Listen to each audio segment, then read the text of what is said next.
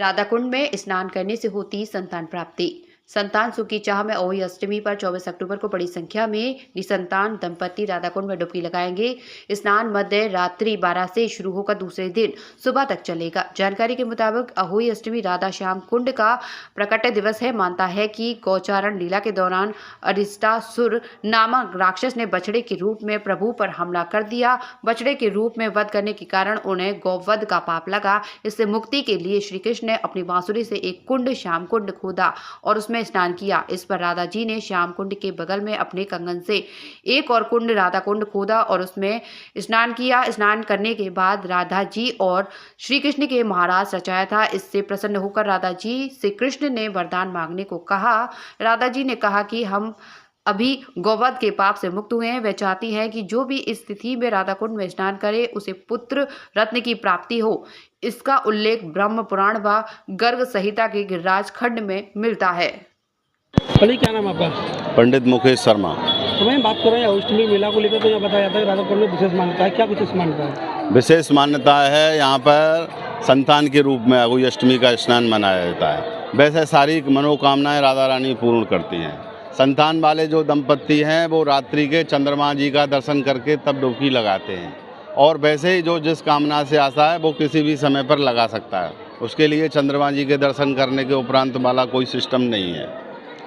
कितने लोगों की भीड़ लगा था? अरे लाखों आदमी की भीड़ है। कम से कम गोवर्धन तक जाम रहता है। यहाँ से 5-5 किलोमीटर तक जाम रहता है।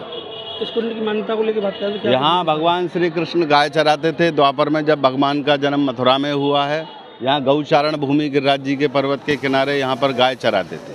तो अरिष्टासुर नाम का दैत्य कंस ने भेजा कि जाओ कृष्ण को मार के आओ। तो यहाँ अरिष्टासुर नाम के दैत्य ने गौ बछड़े का रूप बनाया, सांड का रूप बनाया, और भगवान को मारने के लिए यहाँ पर प्रयत्न किया। भगवान ने उसका उद्धार कर दिया। तब उद्धार कर दिया तो राधा रानी आई हैं, उन्होंने देखा है ये सांड और ये गाय कैसे मरी पड़ी है, क्या हुआ है। तब सब ग्वालों ने भगवान की तरफ इशारा किया। भगवान से पूछा प्रभु क्या लीला है, तो उन्होंने बताया ये अरिष्टासुर नाम का दैत्य यहाँ पर आया था, उसका वध हुआ।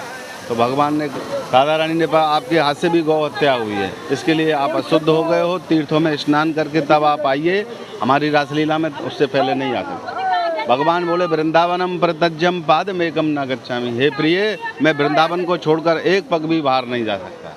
इसके लिए मैं आपकी आज्ञा का पालन करता हूँ, यहीं सारे तीर्थों की स्थापना करता हूँ। भगवान ने ध्यान किया, सारे तीर्थ जल रूप में अपना अपना परिचय देने लगे, धाराओं के रूप में प्रकट हुआ। भगवान को स्नान कराया, उधर कृष्ण कुंड का निर्माण हुआ।